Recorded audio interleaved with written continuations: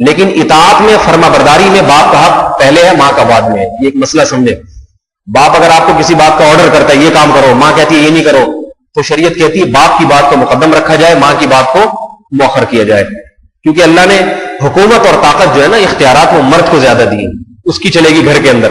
ماں کو اجازت ہی نہیں ہے کہ اپنے بچے کو باپ کی مرضی کے خلاف چلائے. وہ باپ کچھ اور کہہ رہے ہیں، اماں آج کل ٹانگ اڑاتی ہے، ابا کچھ اور بچے کو پٹیاں پڑھا رہے ہوتے ہیں، مائیں اس کے خلاف پٹیاں دے گی، ابا کی باتوں میں نہیں آنا، یہ ایسی بیوقوف سے ہیں، میں نے ان کے ساتھ ایسے گزارا کہ میں ہی جانتی ہوں 20 سال.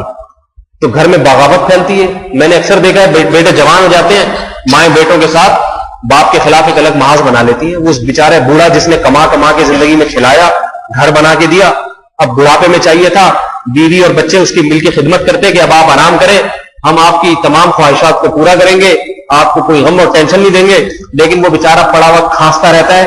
اکثر سب کی بات نہیں کر رہا، مائیں اور اولاد مل کے اس کو ایسا بیچارے کو پریشان کرتی ہے کہ وہ بددعائیں دیتا دنیا سے جاتا ہے. اب وہ کر تو سکتا نہیں ہے کچھ. میں ایسے لوگوں کو بھی جانتا ہوں، باپ محبت میں آ کے گھر بیوی کے نام کرا دیا، جوانی کا جوش تھا، اب جب بوڑھا ہوا ہے تو ظاہر ہے بڑھاپے میں تھوڑا آرڈر موڈر دینا شروع کیے، تو بیوی بھی تانا دے رہی ہے، اولاد بھی تانا دے رہی ہے کہ یہ گھر ہمارا ہے، آپ کا نہیں ہے، ہم جب چاہیں گے آپ کو اس گھر سے نکال دیں گے.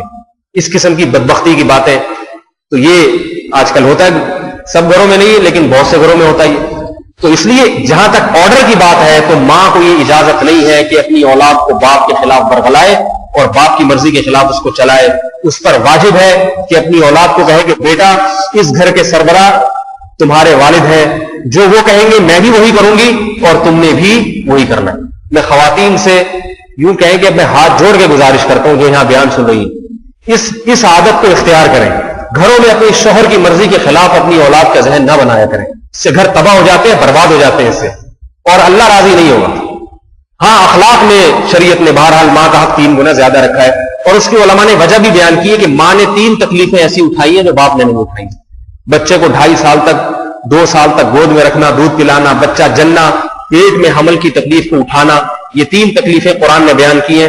اس کی وجہ سے اللہ نے 3 گنا اخلاق کے معاملے میں ماں کا حق باپ سے 3 گنا بڑھا دیا.